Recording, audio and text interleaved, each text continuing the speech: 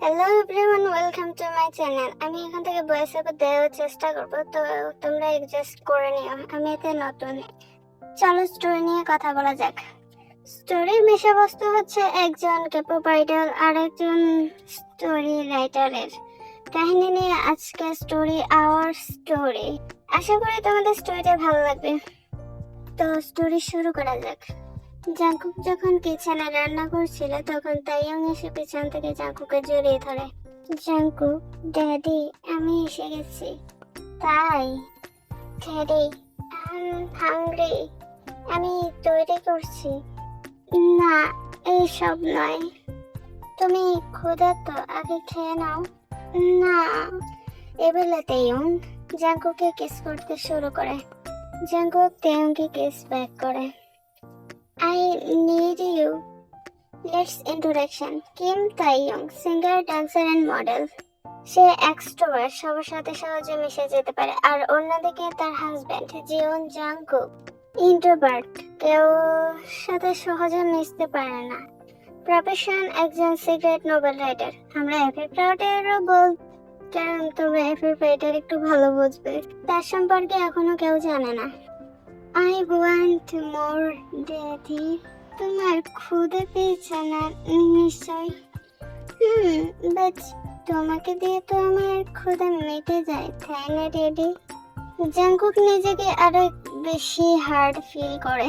সে তেয়াংয়ের দিকে তাকিয়ে থাকে। এই সুন্দর মানুষটা শুধু তার, যে কিনা সবাইকে ছেড়ে তাকে ভালোবাসে।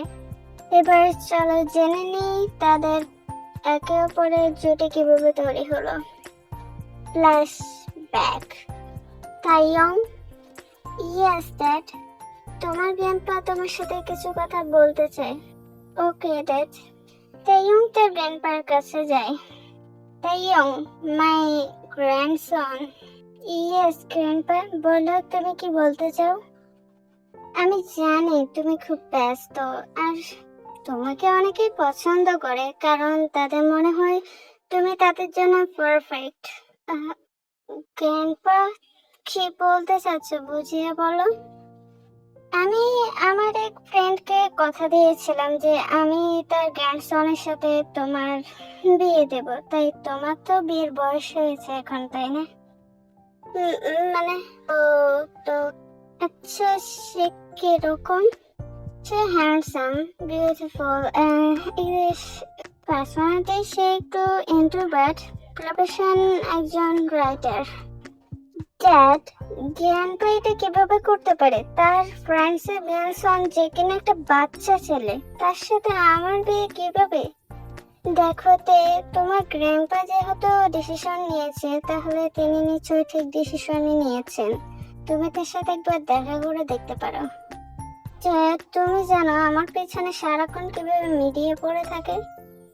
আমরা জানি, সেটা আমরা ঠিক দেখে নেব। তেয়ং একদিকে রিচ ফ্যামিলি থেকে বিলং করে, আর অন্যদিকে জাঙ্কুক একটা সাধারণ ফ্যামিলি থেকে বিলং করে। সে অনুযায়ী তেয়ং এর সাথে জাঙ্কুকে যায় না, বাট মিস্টার কিম যেহেতু কথা দিয়েছেন, তিনি তার কথা রাখতে চায়। এট নাইট, তাইয়ং, তুমি কি ভেবে দেখেছো যে তুমি তার সাথে দেখা করবে? ওকে, তুমি বলছো যেহেতু আমি দেখা করব তার সাথে, তাহলে তুমি আগামীকাল আমার রেস্টুরেন্টে তার সাথে দেখা করতে পারো। ওকে গ্র্যান্ডপা, আমি তাকে বলে দেব। ওকে। অন্যদিকে জাঙ্কুকের গ্র্যান্ডপা ও জাঙ্কুকে একই কথা বলে তাইয়ের সাথে দেখা করার জন্য। ওকে গ্র্যান্ডপা। আচ্ছা, সে কি আমাকে পছন্দ করবে? তেয়ং রেস্টুরেন্টে বসে অপেক্ষা করছিল জাঙ্কুকের জন্য, কিন্তু জাঙ্কুক এখনো আসেনি। এই ছেলেটা এখনো আসেনি। কিছুক্ষণ পর জাঙ্কুক যখন দৌড়ে আসে, আম সরি ফর লেট। দুজন দুজনের দিকে হাঁ করে কিছুক্ষণ তাকিয়ে থাকে। জাঙ্কুক একটি সাধারণ শার্ট পরেছিল, বাট তাকে যেন এক সুপারস্টারের মতো লাগছিল। প্রায় 10 মিনিট একে অপরের দিকে তাকিয়ে থাকার পর, তুমি কি জাঙ্কুক? হ্যাঁ, আমি কিম তাইয়ং। তুমি কি আমাকে আগে থেকে চেনো? না, আমি শুধু গ্র্যান্ডপায়ের কাছ থেকে শুনেছি। সবাই জানে আমার ব্যাপারে, কিন্তু এই হ্যান্ডসাম ছেলেটা আমার ব্যাপারে জানে না। ও আচ্ছা, আমি একজন কেপপ আর্টিস্ট। আমি রাইটার। ও, তুমি কি নিয়ে লেখো?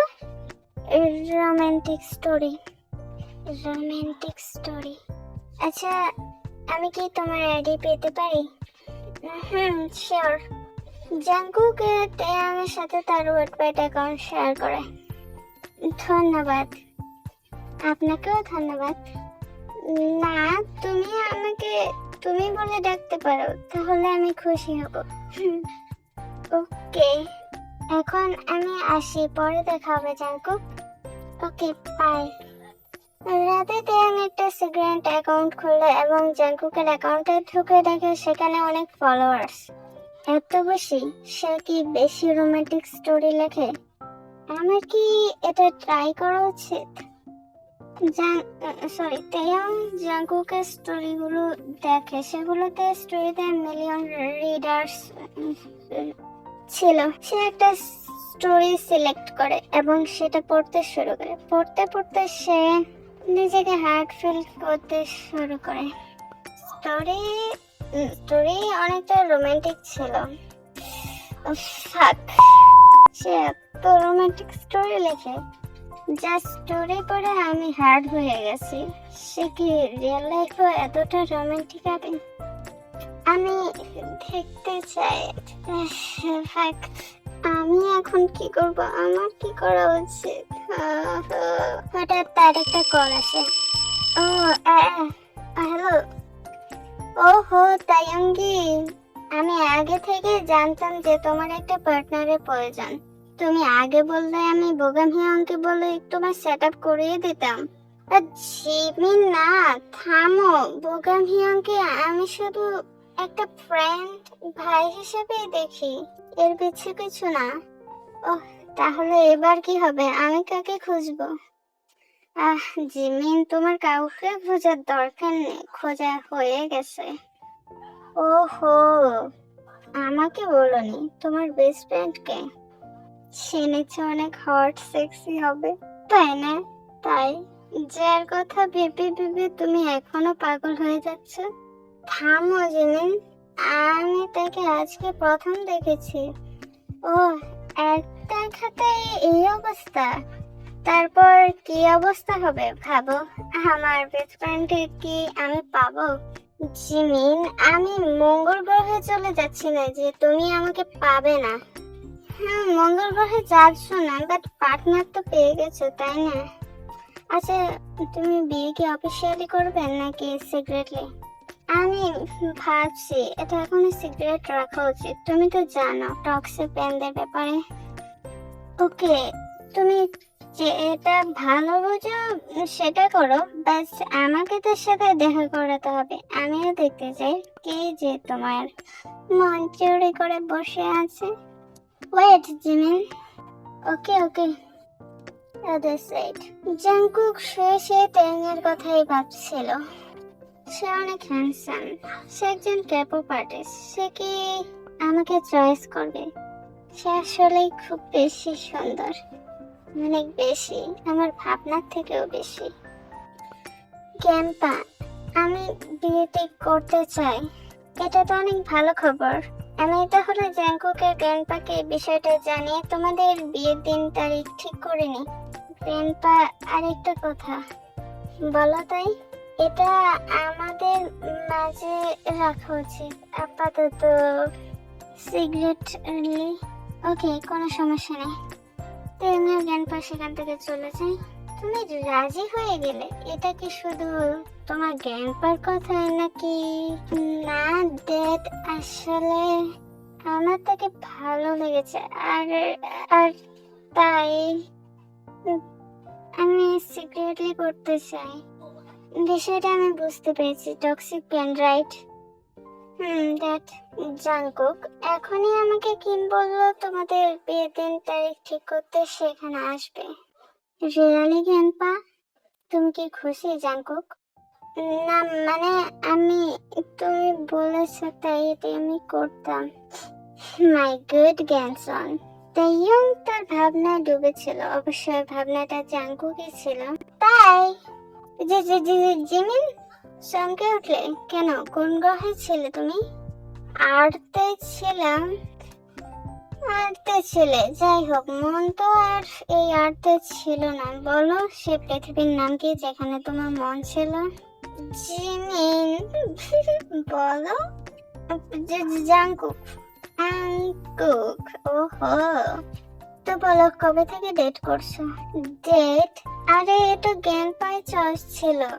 ওয়াতে, তুমি জ্ঞান পায় চয়েসে তাকে পছন্দ করে নিলে? বিশেষ তো আছে, তুমি এক রাতে এত টাকা কিভাবে হও? আমিও আমার গ্র্যান্ডপাকে বলবো এরকম একটা চয়েস করে দিতে। আমার তো আবার জুটেই না। জুটবে কোথা থেকে? সারাদিন তো সে সাথে শুধু প্ল্যাটিং করেই বেড়াবো। তাই এটা না করলে আমার ভালো লাগে না। সরি, জিমিনের পরিচয় আগে দিতে ভুলে গেছি। Park Jimin, model and makeup artist, Taehyung এর বেস্ট ফ্রেন্ড, এবং ভোগান, যার কথা জিমিন বলছিল সেও একজন ক্যাপআপ আইডল। তার সাথে তেয়ং কাজ করেছে। তেয়ং তাকে শুধু ফ্রেন্ড হিসেবেই দেখ, একটা ভালো বন্ধু। সেই সিন। তার কি কোনো পিক আছে? দেখাও, আমি একটু দেখতে চাই। বাচ্চাদের মতো কেন করছো জিমিন? হাই তে হিয়ং। হিয়ং, তুমি তো তুমি ভুল টাইমে এসেছো। তোমাকে ভাগাতে হবে। তে যেহেতু তোমাকে পছন্দ করে না। হিয়ং, মানে জিমিন, কি হয়েছে তোমার? কিছু না, তে একটু অসুস্থ। তাই তুমি ঠিক আছো? ভোগান তাইয়ঙ্গের কাছে চলে যায়। এ তো বাবুল গামের মধ্যে চিপকে গেল। এবার এটাকে আমি কিভাবে ছোটাবো? তাই তুমি ঠিক আছো? হসপিটালে চলো। না হিয়ং, আমি ঠিক আছি, হসপিটালের দরকার নেই। আমি তো তোমার জন্য খুব চিন্তিত হয়ে পড়েছিলাম। আমি কেন পাগলের মতো পাগল হয়ে যাচ্ছি, যেখানে তাইয়ং এর সমস্যা নেই। তো আশা করি স্টোরিটা তোমাদের ভালো লেগেছে। আর ভালো লাগলে একটু সাপোর্ট করে প্লিজ। তো অপেক্ষা করিও নেক্সট পার্ট টেকো কোয়েডিং।